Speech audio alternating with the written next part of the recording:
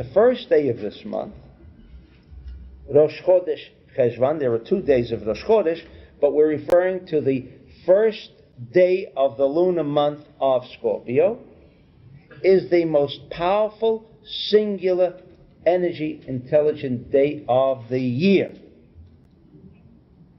There is no singular day more powerful than Rosh Chodesh Cheshvan.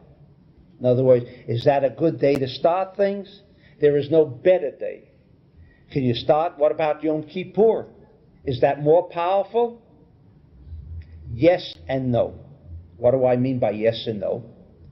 Yom Kippur could be the end of Chas v'Sholem people, where the decree is death, or if the individual knows what Yom Kippur is all about, and he can elevate himself and contact the what I call the energy store of Bina and tap that power of Bina, he has life, a complete security shield.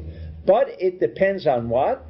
On the activity of the human being. Depends on the amount of knowledge he has. Depends on his connection with Yom Kippur. But Yom Kippur, by and within itself, does not provide life and a security shield for everybody. Does not do it by and within itself. The first day of Cheshvan, says the Zohar, this month of Bull, is the most singular, powerful security day of the year. And therefore, that's the most proper day of the whole year to start new things. What does it mean? It means all you have to do is connect, make your connections. We know how to make connections with the cosmos, with the Dalet for Mars, and the Nun for Scorpio. Simple methods. The day is positivity. All that is required is you're connecting with it.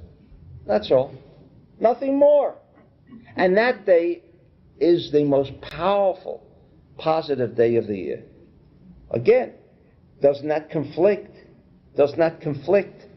with what we're talking about. Mar Cheshvan, a day of a month of bitterness, a month of the deluge, of a flood.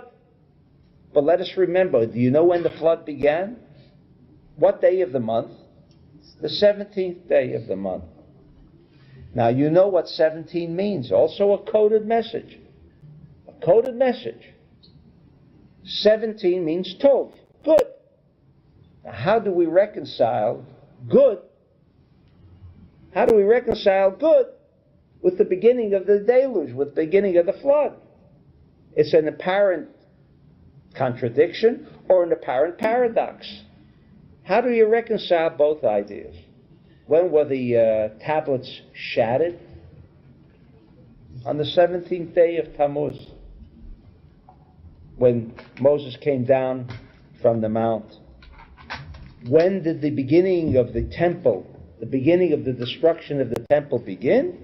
On the 17th day of Tammuz. But that's a good day. It's the 17th day of the month.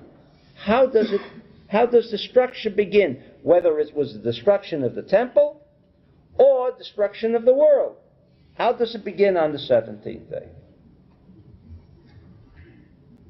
Says the Zohar, only to teach us that there is no such thing as being lucky or unlucky. But if you made the connection, that is the way we can tap the positive aspect of it. Intrinsically, Cheshvan is bad. Who is it bad for? For everybody? It wasn't bad for Noah. For him it was all right.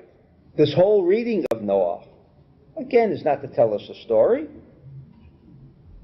It is to teach us that here, when you hear this, and if you can connect to God's teachings to Noah on how to protect and how to create a security shield, that's what you're creating when you get that same instruction. In other words, I go back in time to the time of the deluge, and I'm present when Noah is listening to God teaching him, the teacher, on how he can create a security shield. That's why you go to the Bet HaKnesset, to listen to this reading of the Torah.